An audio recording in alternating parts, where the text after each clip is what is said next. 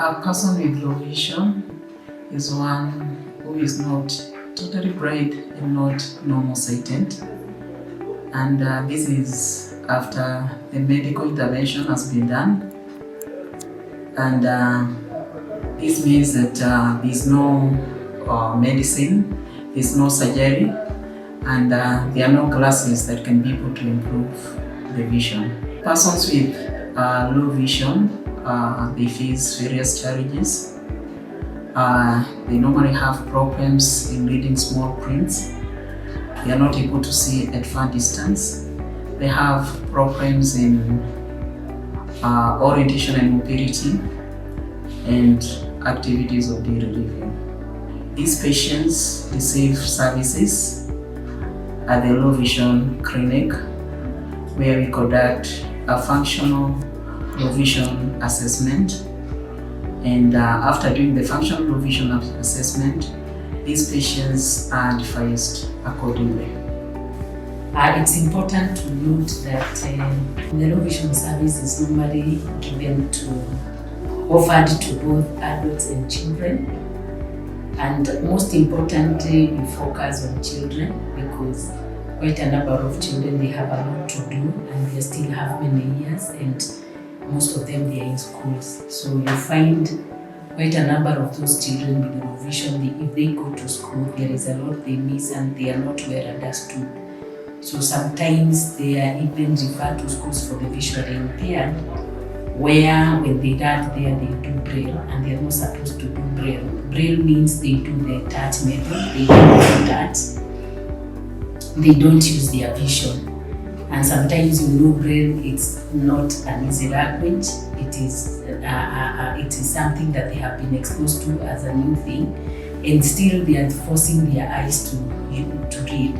So sometimes you find they don't even use touch method, they use their vision. So it's very important to intervene, because once you do the functional vision assessment, we are able to decide whether the child is supposed to do Braille or print, and whether he can fit in a regular school or in a visually impaired. So for those who fit in regular school, we normally advise the teachers how they are supposed to handle them. For example, if they are not able to read from the board, we look at the board itself, whether the board is good, whether it's well painted, how the teachers are writing, the kind of colors of chalk they are using, whether the children are able to see, the writing condition of that class. Because if the class is dark and probably a child has a disease that affects his way of seeing in dim lighted areas, that will also affect. So we advise, and if you need to push the child to a distance where he can see what the teachers are writing, we position the child. And if the distance is so close, we have other gadgets we call optical or vision devices. We give them, because the glasses cannot help. That is kind of something we call a telescope, so they can use it. So most of those children that go to the special school are those that cannot use vision at all. They cannot read even with the optical devices. Those, of course, they do what we call function print, only reading when it's necessary to use the vision, but most of the time they learn Braille, so that the children who are fit to go. But we categorize them. Before you send them to schools for the visually impaired, we have to do what we call comprehensive low vision assessment. We understand whether this child is for sure is supposed to use Braille or print. So even when they go to schools for the visually impaired, if they have some vision that they can use during their own time, reading some storybooks, maybe reading a magazine, we also help them with some devices or gadgets to help them to also use that little vision they have. We also offer service to those children who are born with visual impairment at very early stages, probably from 0 to 6 years. You find a child, or from 0 to 5, they have not gone to, some of them, they are still at home, but they were born with visual impairment.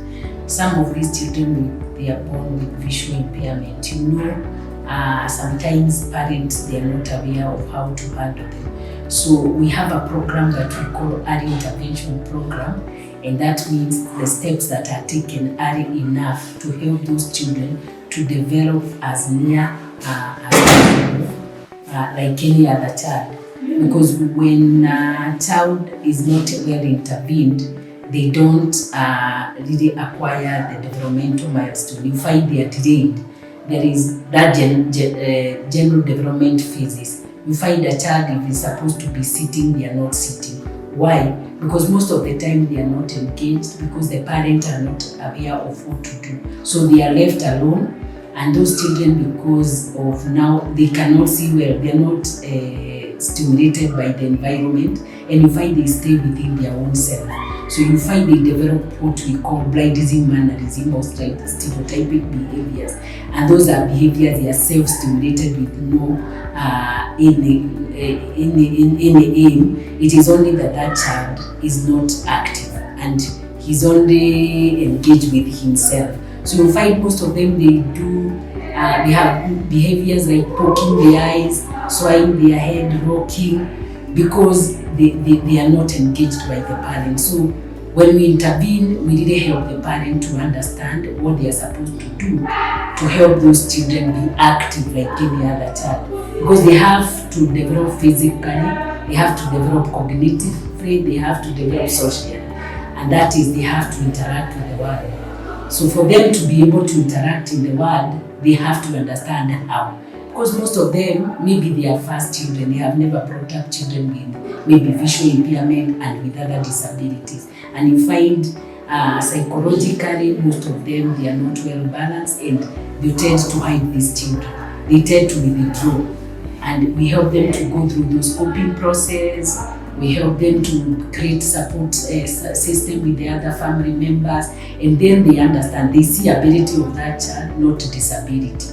So most of the time, we really engage them to activities, training them, and trying to go through with them through the coping process until they come to acceptance of that child, and accepting that that is what has happened, and it is possible to bring this child and grow within the normal system like any other, within the general system like any other child, and finally go to school. So that's why the early intervention is very important, because it's also prevent marriage breakups. Because sometimes if a child is born with disabilities, you find parents start blaming each other. And if they don't understand, because psychologically they are not well balanced, you find somehow at the end of the day they might break. Or other members try to say it's other things they believe, like it is witchcraft or maybe other things. And you find as they go through looking for answers, they delay so much, and the child now becomes develop other secondary disabilities that were not supposed to develop, because the child is not well catered for.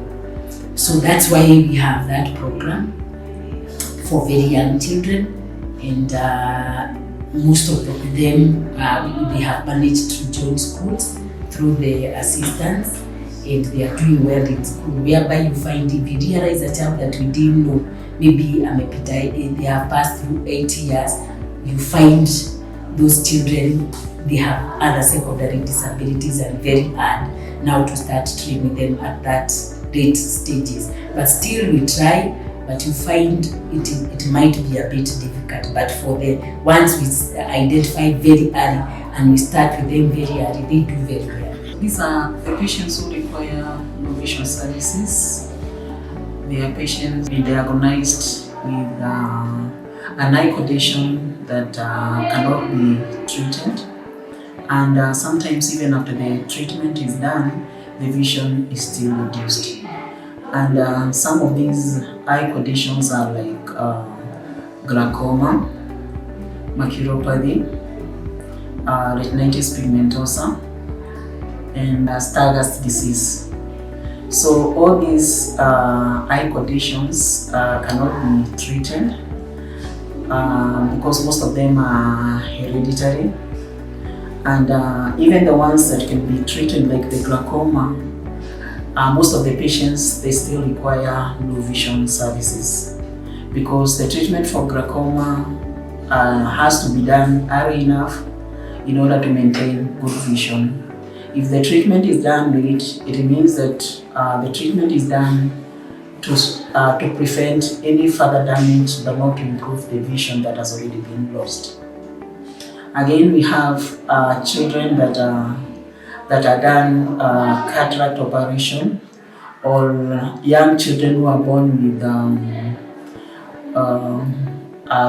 cerebral visual impairment, or they have cerebral visual impairment. They have to be sent here for early intervention services so that therapy can be started early enough.